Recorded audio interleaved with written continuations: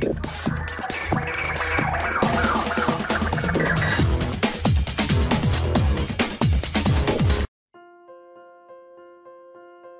জিনিস বিশ্বাস করতে হবে, আমার গল্পে যেমন যাকে লাগবে তাকেই নেব। গল্প যদি কখনো দেবকে লাগে দেবকে নেব, আমার গল্প যদি কখনো জিতকে লাগে জিতকে নেব, যাকে লাগবে যতটুকু চেষ্টা করবো সাধ্যমতো আচ্ছা হয়ে যেতে পারে।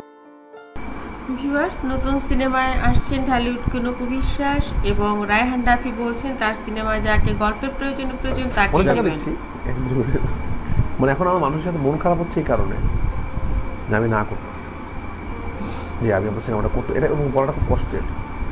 মানে সবাই ভালো, কিন্তু আমাকে আসলে বুঝে শুনে চিন্তা করতে হচ্ছে। কারণ তিনি বললেন অপু থাকছে, যদি দেবকে প্রয়োজন হয় দেবকে নেব, যদি রাজকে প্রয়োজন হয় রাজকে নেব। আমি আমার ক্যারিয়ারটাকে তো আসলে ভালোবাসি, এটাকে ধরে রাখতে চাই, মানুষকে ভালো জিনিস দিতে চাই।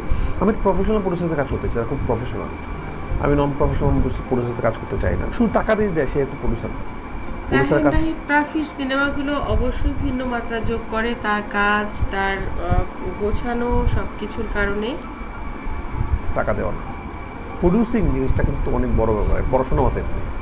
প্রডিউসিং জিনিস ডিরেক্টটাকে আমি কিন্তু সিনেমা তুফাতে শুধু ডিরেকশন দিয়েছি, আর কিছু করিনি, শুধু ডিরেকশন।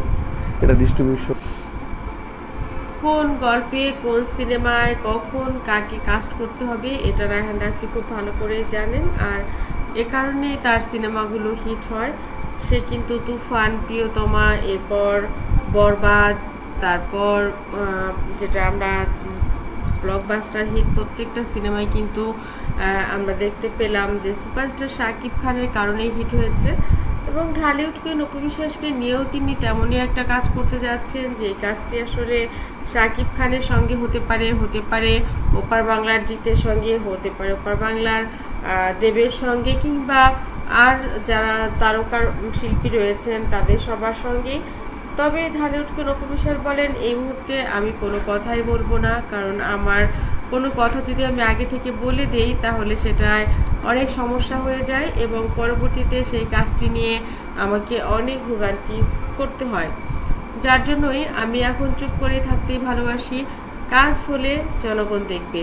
বাবা বলেছেন চাঁদ যদি আকাশে ওঠে তাহলে সেটা লুকিয়ে রাখা যায় না, সেটা সব সময় যে কোনো সময় প্রকাশ পায় এবং যে কেউ সেটা দেখতে পারে। সুতরাং আপনাদেরকেও ধৈর্য ধরতে হবে। যারা সাকিবিয়ান অপুয়ান আছেন তারা অবশ্যই সাকিব অপুকে এবছর একসঙ্গে দেখতে পাবেন পর্দায়। আর রায়হান রাফি যেহেতু কথা দিয়েছেন অপু বিশ্বাসকে নিয়ে আমরা চমৎকার কিছু গল্পে খুব শীঘ্রই দেখব, কারণ অপু বলছেন বেছে বেছে কাজ নিচ্ছেন এবং নিজের প্রযোজনা সংস্থা থেকে একটা কাজ করবেন এবং সেই কাজে অবশ্যই সাকিব থাকতে পারেন জুনিয়র সাকিব, কারণ যেহেতু তারও প্রযোজনা প্রতিষ্ঠান এটা। বন্ধুরা, আমরাও চাই ঢালিউডকে অপু বিশ্বাসের প্রযোজনা সংস্থা থেকে একটা কাজ হোক, যে কাজটি তাদের নিজেদের গল্প নিয়ে, তাহলেই তারা মাত করতে পারবেন। আমার ভিডিওটি ভালো লাগলে লাইক, কমেন্ট, শেয়ার দিন। পরবর্তী পর্ব পেতে সাবস্ক্রাইব করতে একেবারেই ভুলবেন না। ভালো থাকবেন, ভালো রাখবেন প্রিয়জনকে। ধন্যবাদ।